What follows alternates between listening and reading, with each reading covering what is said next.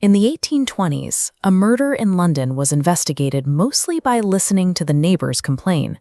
The city was a sprawling, foggy maze of cobblestone alleys illuminated by flickering gas lamps, and law enforcement consisted primarily of night watchmen, equipped with nothing more than wooden rattles and local gossip. Look at this group portrait of early Victorian police officers. When the Metropolitan Police formed in 1829, they put men like this on the streets. Their dark blue coats and tall helmets established a visible, uniformed presence. But visibility is not the same thing as capability. An ordinary constable carrying a lantern and a nightstick was meant to break up pub brawls, not track down the sophisticated safecrackers and elaborate con artists who were thriving in the swelling metropolis. Recognizing they were outmatched, Scotland Yard quietly created a tiny, dedicated detective branch in 1842. It consisted of just 8 plainclothes officers, whose job was to blend in, observe, and deduce. The polite Victorian public loathed them.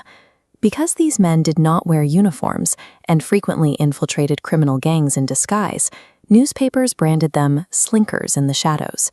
Citizens worried these hidden investigators were less like lawmen and more like a network of oppressive state spies. To survive the public backlash, Scotland Yard needed to remove the guesswork from their investigations. They replaced whispered rumors and coerced confessions with objective science. The most elusive crime of the era was poisoning. If a victim was bludgeoned, a detective had a weapon to look for.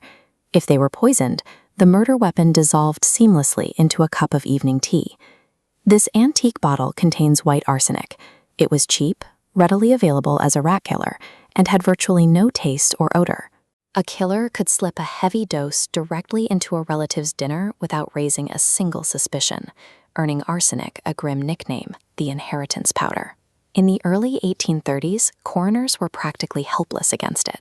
They could only guess at a cause of death by observing external symptoms, like a flushed face or a cramped stomach, evidence that rarely held up in front of a jury. This diagram illustrates the breakthrough that changed the field in 1836, the Marsh test. An English chemist named James Marsh developed a reliable method where a contaminated tissue sample is treated with acid and heated. If arsenic is present, the gas leaves a highly distinct silvery black metallic mirror on a cool glass slide. A murderer could wash the teacup, burn the remaining powder, and craft a perfect alibi. By testing the victim's own tissues, investigators forced the corpse to testify against its killer through the medium of toxicology. Securing the victim was a massive step, but the physical environment around the body was usually a lost cause. When a crime occurred, crowds of curious neighbors, journalists, and even the policemen themselves would trample right through the alleys, wiping away bloody footprints and accidentally passing the murder weapon around like a souvenir. The horrific, unsolved Jack the Ripper murders of the late 1880s exposed this flaw to the entire world. The chaos of those alleys made it glaringly obvious that investigators needed a way to freeze a crime scene before human curiosity could destroy it. To solve this, the police adopted a new tool in the 1860s, the camera. A heavy wooden bellows camera hauled into a damp alleyway could capture the exact placement of a body, the scatter of debris, or a discarded hat before anyone had the chance to move a single item.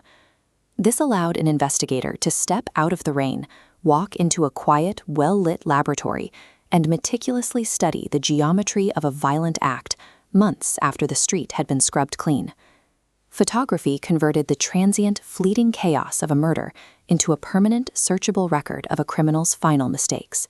Even with a perfectly preserved scene and a clear cause of death, early detectives faced a maddening logistical hurdle, proving a suspect was who they claimed to be. An experienced thief could easily adopt a fake name, grow a mustache, and completely vanish into the vast London population. This image demonstrates the first major attempt to solve the identity problem, Bertillonage.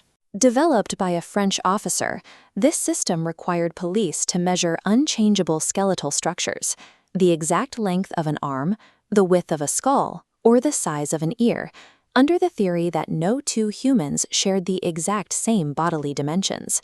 In practice, measuring a struggling suspect with heavy calipers was exhausting. The system required highly specialized equipment, and a tired clerk misreading a ruler by 2 millimeters rendered the entire file useless.